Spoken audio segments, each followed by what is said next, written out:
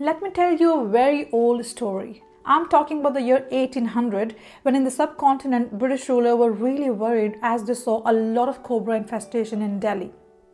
They were worried because cobras are deadly snakes, so they decided to give people cash rewards if anybody can bring them a dead cobra. Fair enough, right? But what happened as a result is that when people saw a lot of cash rewards and incentives coming their way based on a dead cobra, they decided to build cobra farms.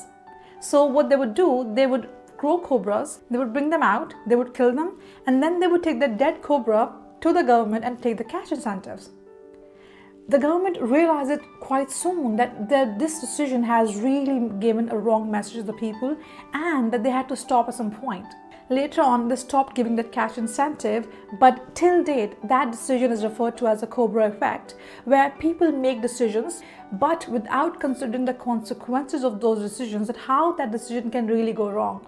And today's video is all about what can really help us to avoid making those bad decisions. And don't forget to watch the end part of this video because in the end, I'm going to share with you some extra tips. Well, who doesn't mind some incentives? In the book Thinking Fast or Slow, Daniel Kahneman, who is also a Nobel Prize winning psychologist, talks about human brains in two categories. So he refers to human brains as System 1 and System 2. In here, System 1 is responsible for making all those small decisions which we think are quite small in our head. So for example, when you wake up in the morning, you brush your teeth. When you're driving, you know when to put the brake on as soon as you see the car. So all those small decisions are made by our System 1, whereas any decision which requires long thinking, which requires more research, which requires complex process is done by System 2. Therefore, you would have noticed in yourself that every single time you make kind of a big decision in your life, you feel extremely tired and it also feels very taxing. And therefore, sometimes we procrastinate where we don't want to make the decision right now in this very moment because you feel tired already of thinking about it. But here's a problem as well with System 1 because it's really impulse, it's very quick, it doesn't really think too much, it just acts as we speak. So I'll tell you my example. A few weeks ago, I went to this gadget shop. I really like this gadget because I've seen an ad of this gadget and I really liked it. So I bought it. Later on, I realized is that decision I made was quite in the moment and quite impulse, and that really did not serve the purpose because later on, I really regretted my decision of buying that gadget. Now I have the gadget, it's sitting here in my room, but I'm not using it, although I've spent all that money on it as well. And that's a very small example of using System 1 without thinking too much. However, what could I have done better in that decision is that I could have taken my time. I could have come back home, spent 24 hours, done some research, see around me if I really need that gadget, and then should have decided on that decision. But anyways, I went ahead and bought it, and now I don't like that decision of mine. These bad decisions are part of all our lives, from individuals to companies. For example, in the early 2000s, Yahoo had a chance to buy Google. Yes, you heard me right, but they declined to buy Google. And today, as you can see, the growth of Yahoo and the growth of Google. Similarly, Blockbuster had an opportunity to buy Netflix, but they did not take up the offer. And now you see Netflix is growing from strength to strength, whereas Blockbuster is nowhere to be seen.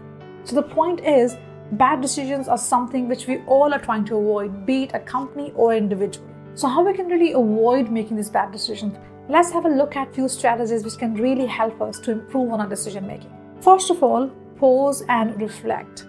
So going back to my example of buying the gadget, instead of buying in the very moment, I should have paused and reflected. To be honest, this has also been proven by many studies. There was a study published in the Journal of Behavioral Decision Making where they proved through experiments that people who take a bit long to make decisions, where they really reflect on their previous choices, where they reflect on their current choices, and also where they reflect on what do they need in the future, are in a better position to make a better decision for themselves. Second strategy is always ask for different perspective. Ask people around you, what do they think about your decision? Of course, you're not going to ask anybody around you. You would only ask the people who you can trust and also who you can take advice from. Research also has shown us that when a decision is made by a group, that decision is more likely to be successful. Now, there's no guarantee, there's no 100% ever in life. So please don't think that if you do these things, you definitely would make good decisions. But these are just few things which may help you or which would increase the likelihood of making a good decision. And here I will tell you my example. I was offered a project a few months ago and I wasn't too sure what to do about it. And since I wasn't too sure about it and I couldn't make a decision on my own, I decided to speak to somebody. I spoke to a colleague of mine who I consider my mentor and I discussed with them what should I do.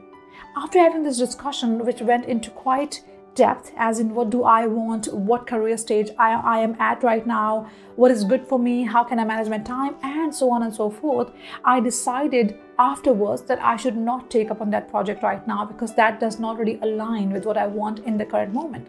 So talking with other people who you can trust can really help to make a better decision. The next point is set a clear criteria. So once you know that what do you really want as an outcome from the decision, things look a lot easy and better as well.